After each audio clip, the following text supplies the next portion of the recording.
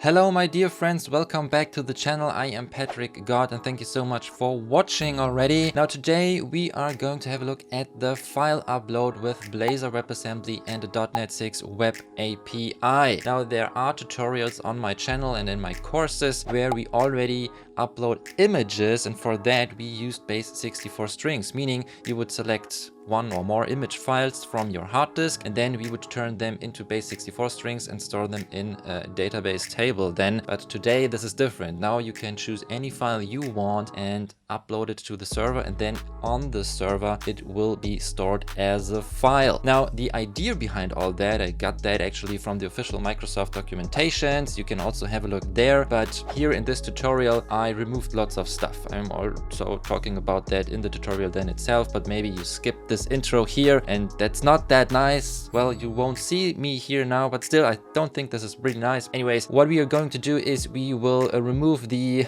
exception handling and the logging. I know, important stuff for production at least, but for learning purposes maybe you won't really need that. So I removed it, changed it a little bit, and now if you really just want to know how to upload a file and store it on the server, then this tutorial is for you. And I also want to say that this is actually a two-part series. Times are tough currently because we're moving in August, and if you are a loyal subscriber you may already know that we moved a couple of times in the last 18 months or so, but now I really hope that this is the last time for the next couple of years, and don't have that much time actually. I split this here now to this tutorial regarding file upload, and next week then I will do my best to give you the file download tutorial, because this is also, well, not really complicated, but well, you have to do some more stuff than just uploading it and then grab a link and download the file again. You would have to, well, actually store some information in the database and so on, but this is then stuff for the next week. So for today, file uploads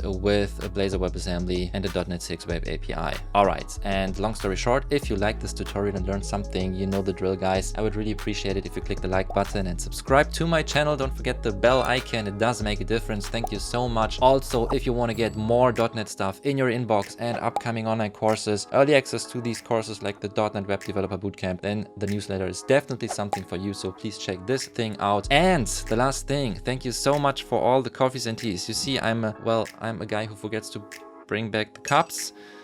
This is tea and coffee, and I've got this great cup here. Do you know where this is from? If you know where this cup is from, then please in the comment section, please write it down there, and then we can become new friends maybe, because I really like the game where this cup is coming from. All right, and with that, enjoy the file upload tutorial with Blazor WebAssembly and .NET 6. All right, now first, again, there is an official documentation here in the Microsoft Docs where you can see how Blazor file uploads actually work. You can see it here, Blazor stuff, right? And there you can find the file uploads and also the file downloads, but more about that later.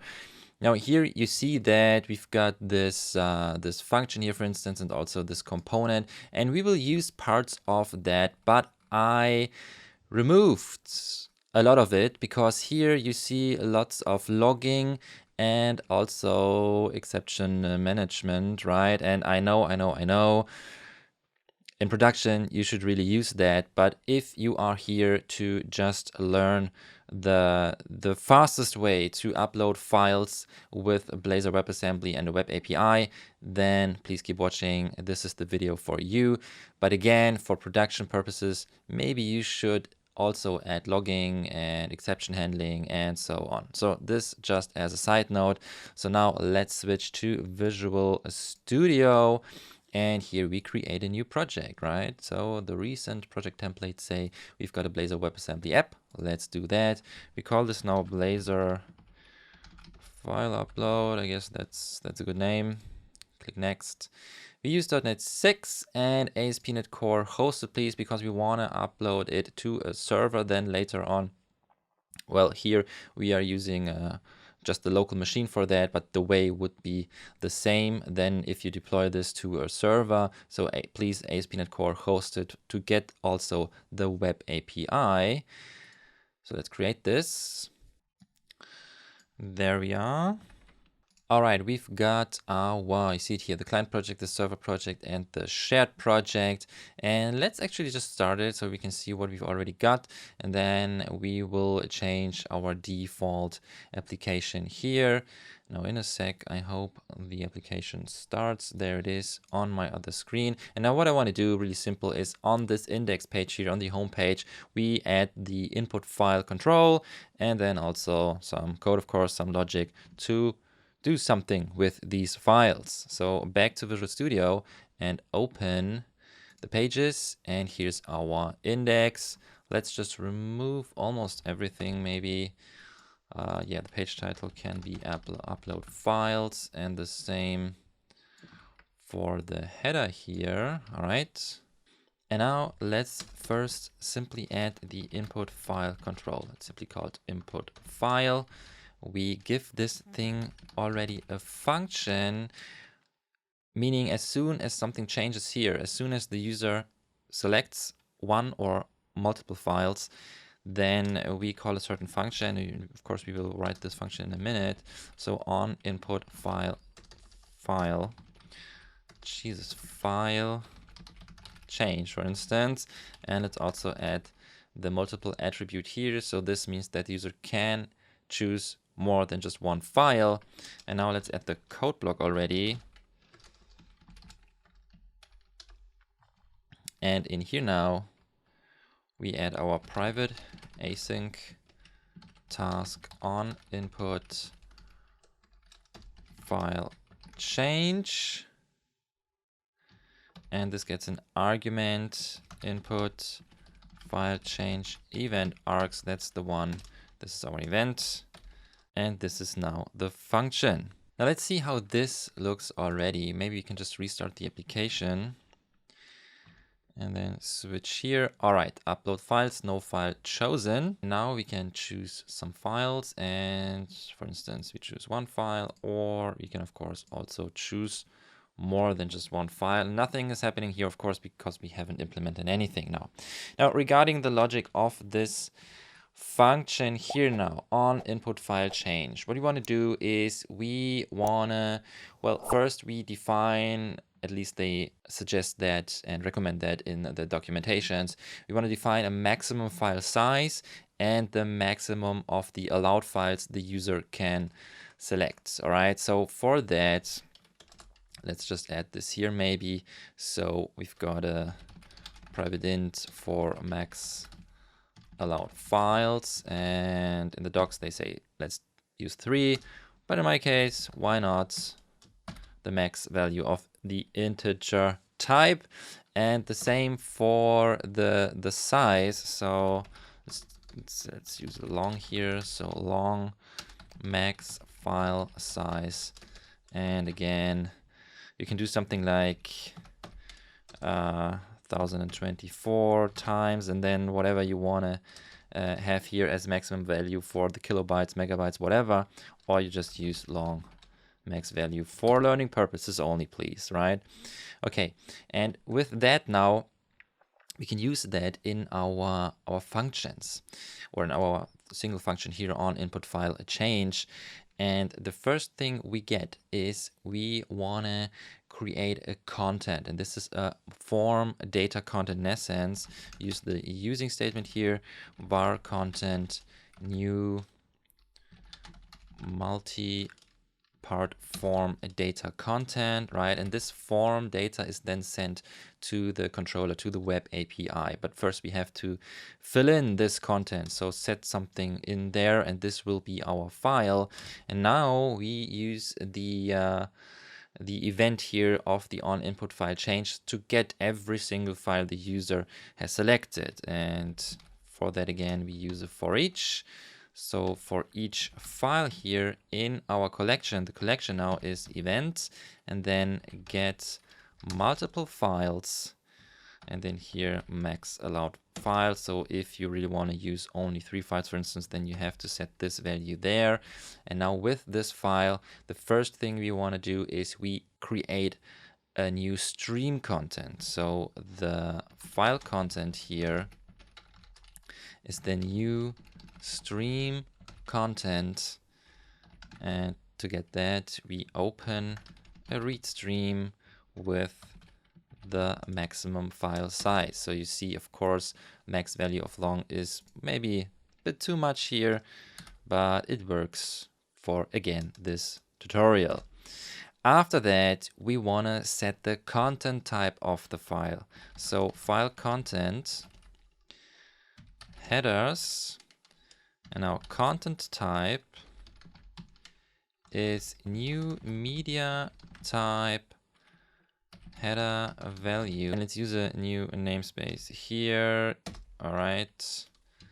And for that now we say file content type.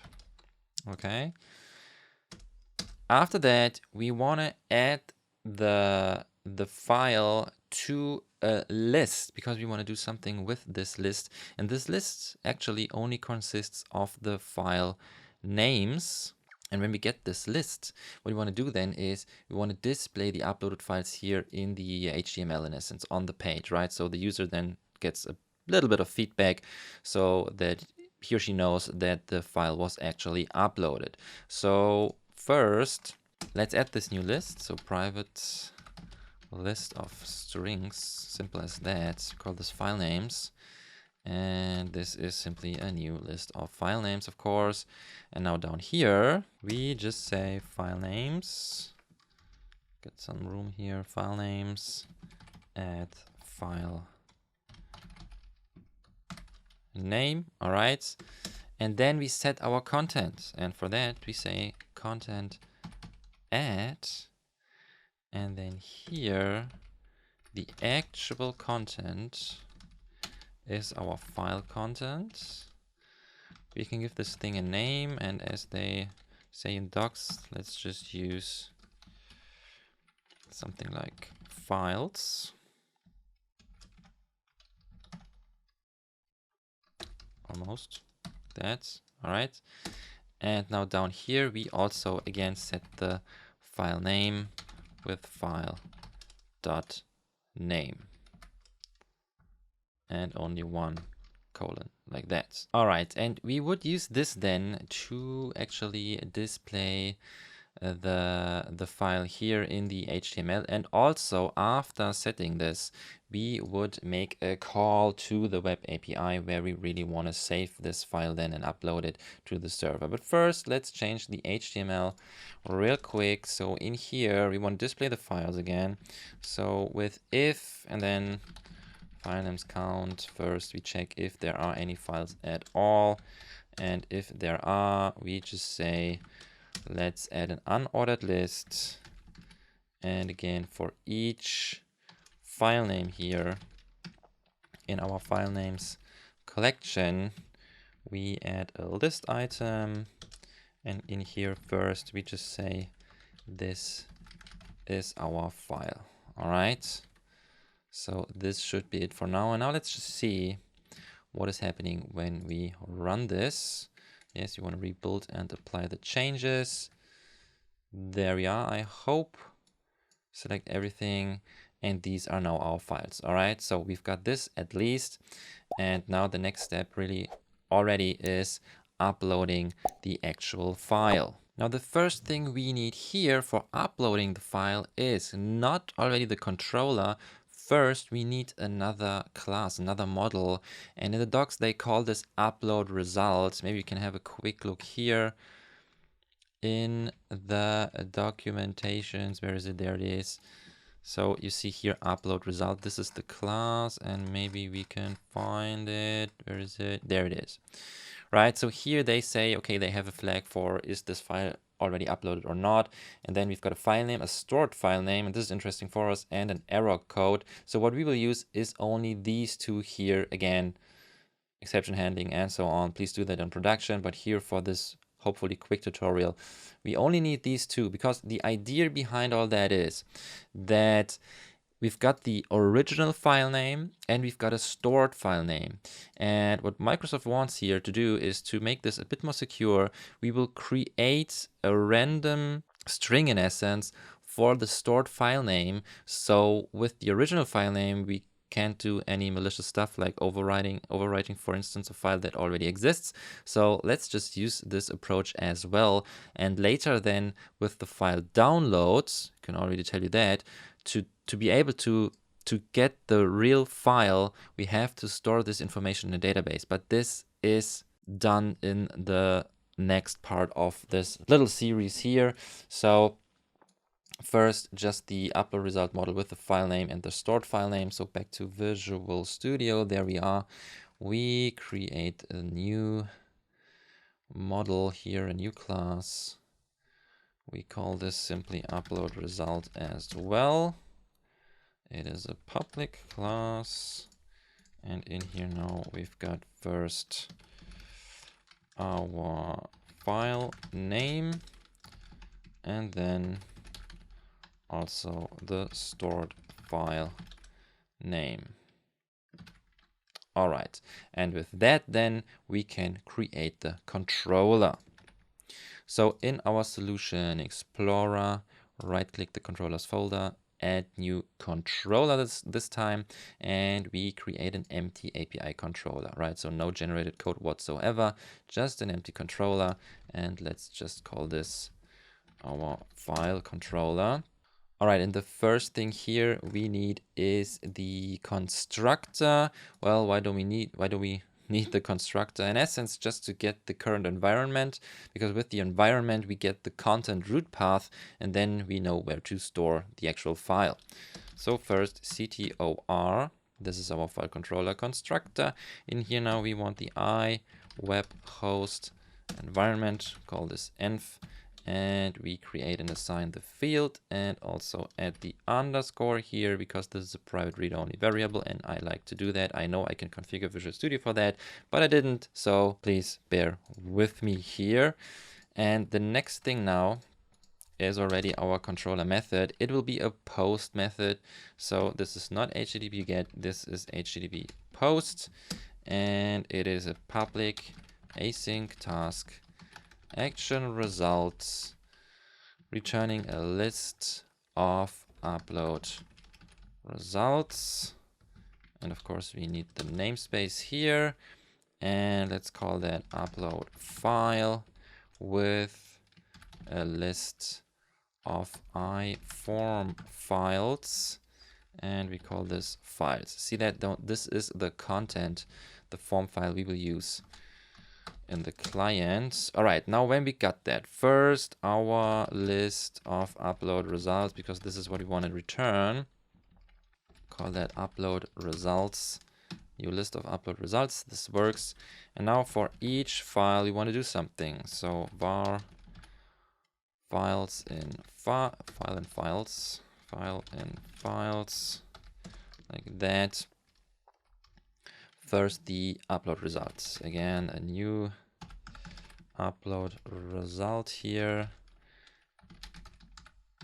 All right, and now after that, again I am using this from the documentations. They say we need a trusted file name for file storage. This is a great name, trusted file name for file storage. All right, and now we also got an untrusted file name, and this is now the original file name in essence. So we could also call this original file name, but they don't want to use this name to store it. So in our upload result now we set the file name to untrusted file name, and after that we also need a trusted file name for display. So what we want to do here is just encode the HTML. So trusted file name for display is web utility. Need a namespace here. And then simply HTML encode. And here we say untrusted file name. Okay. Now for the trusted file name for file storage, we just say path get random file name. Isn't that a great function? What does it say? Returns a random folder name or file name. Nice. So this is what we can use. And now the path. Now this is important. var path. This is the path where we will store the file. We can do that with path combine, and this is almost correct. We've got environment current directory. Okay, we could also use environment, but let's just use it like that. We've got our env here, and then the content root path. If you want, check if this also works with the environment. Env content root path it is. And after that, we want to use a specific folder. Let's call that uploads, for instance. And then we choose the trusted file name for storage. And regarding this folder name here, uploads, make sure that this folder exists. Otherwise, it won't work. So in my case, that's the project C development, Blazor file upload, and then the server directory. And in here, we already create this folder, uploads it is. All right, so this is really important. And when you've got that, then this will also work. And after that, we will use a file stream. So await using file stream, call it fs for file stream, new with the path and the file mode create, because we want to store a new file. And what we can do then is we simply use copy to async for or with the file stream here and the actual file. So this thing, right? So with that, we stored the file now. And in the upload result now, what you want to return, we say the stored file name is the trusted file name for file storage. And then we can already add this to our object we want to return to the upload result. So simply add upload result. And down here now, we return OK, and then upload results.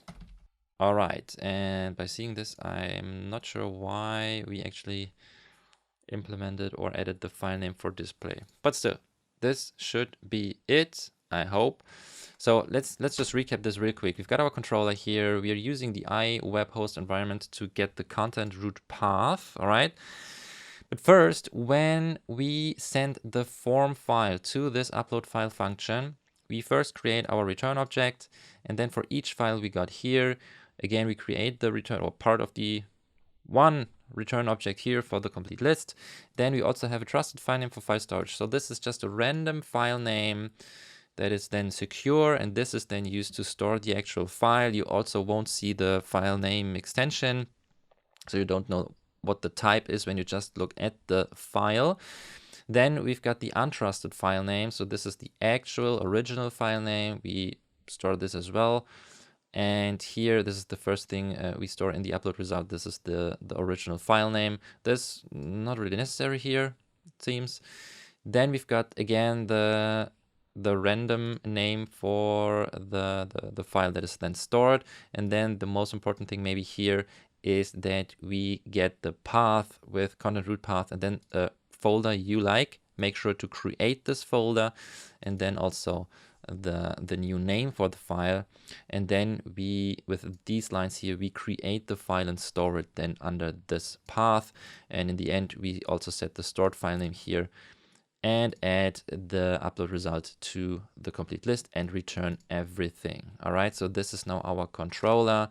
Name is, or the URI is API controller name, so file. And this is now what we use in our index file here directly in the code block. I know there are better ways to do that, and we do that, of course, in a couple of other tutorials, but still, this should work as well. So let's just continue here.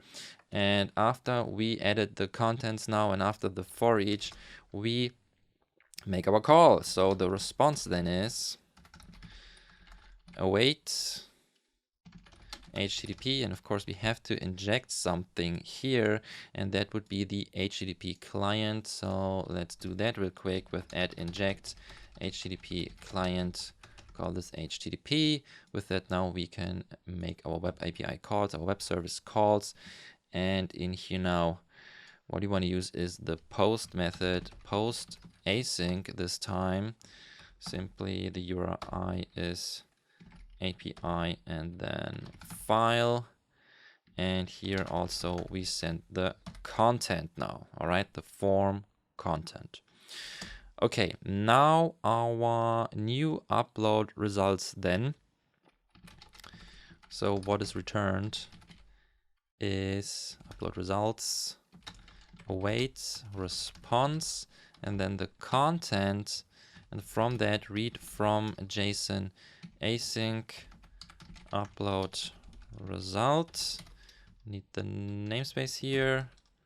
All right, now this is almost correct. This is a list of upload results.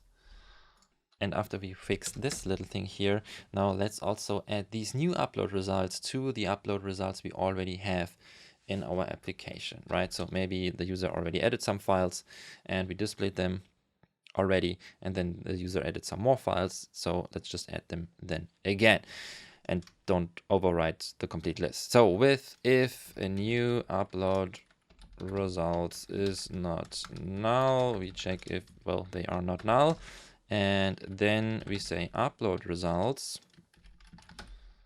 Forgot that, I think. Yeah, we have to add the upload results here as well, of course. So here now, private list upload results. Upload results is a new list of upload results. All right. Yeah, stop it, because we haven't implemented this here. And now upload results is upload results concat, and then new upload results to list. All right, and now what we want to do in the HTML is, the only thing we want to add really is, we also want to see the stored file name. Right here, we get the file name information without uploading the file, but then again, on the controller, in the controller, on the server, we also added a stored file name, and we also want to display this thing here. So what we need is, we need a little function to get the stored file name from the original file name. So let's just add a little function here. Private string could be null, get stored file name with the original file name here, and in here now we just say upload result. So we want to find the upload result with the given file name here. Upload results single or default, where the file name equals the given file name. All right, and if the upload result then is not null, we return upload results and then stored file name, and otherwise we return something like file not found. All right, and now here in the HTML, what you want to do is, again, just also display the stored file name. Do that with a little span here. So stored file name is then get stored file name with the file name. So many file names. All right, save everything. We've got our HTML. We've got this method here as well. And now let's just test that, I would say. So here's our application. Let's see. We only want to upload Batman. Open, and nothing happens here. Let's open the console maybe. Okay, these are no errors, so we should care about. Maybe we have to restart the application manually. Is it? Oh yeah, of course it stopped. Jesus. So let's just run it. Now we're talking, right? So now let's just upload Batman. There it is, and it already worked. Isn't that nice? So Batman is uploaded, and you see this is the crazy file name. Now let's add the other two here. Open. We've got Iron Man and Spider-Man. Now let's have a look at the folder here, uploads. This is the file. Isn't that nice? So here now you see Batman, Iron Man, Spider-Man, and these are the file names, the stored file names, and we can actually just move them here, and then we see this crazy Iron Man guy, and it actually works. Now that's nice. I was actually expecting that we run into some errors here, but this works like a charm. Now the thing is, this tutorial is already half an hour long approximately, and of course when these files are now stored on your server, well, doesn't help really much because you also want to download them, right? So this is a little bit more complicated actually, because, well, it's not that complicated, but you have to think about this, and we will cover this in next week's tutorial. I know I will explain why in a minute. First, let me push this to GitHub, and then you can check out the code in the video description. There you will find the GitHub repository. But for the file upload tutorial, that's it. Thank you very much. Yeah, that's it. Now, again, I told you already, file download is coming next week, hopefully, but I really think so. And of course, if this week is already here and you're watching this video now later, then, well, just check out the info cards or the links in the video description, the pinned comment maybe. You will find the file download tutorial as well if you wanna find it. It is on my channel, so thank you very much. This is the file upload for today. I hope you liked it and learned something. If so, please click the like button, subscribe to my channel. Don't forget the bell icon. It does make a difference. Thank you so much, everybody. Also, maybe you want to check out my newsletter for more .NET 6 stuff, for instance, and then you will be the first to know when the file download tutorial is online. So maybe this is something for you. Also, additionally, online courses and stuff regarding web development with .NET. And the last thing, again, thank you so much for all the coffees and teas and whatever it is. I can really use it. I turn coffee into code. Yeah, that's the correct way to say it. And I hope I've got enough coffee so that I can bring you the file download tutorial as well. So again, thank you so much for your support. Thank you very much for watching. If you want to see more tutorials, again, check out the newsletter or check out the videos here on the side. Maybe there's something for you, another tutorial maybe, and then just binge watch all my tutorials, and then we can get to know each other a bit more, a bit better. That would be really nice. So again, thank you so much for watching. Thank you so much for your time. Oh, and my mom is watching, so hi mom, love you, and I hope I see you next time. Take care.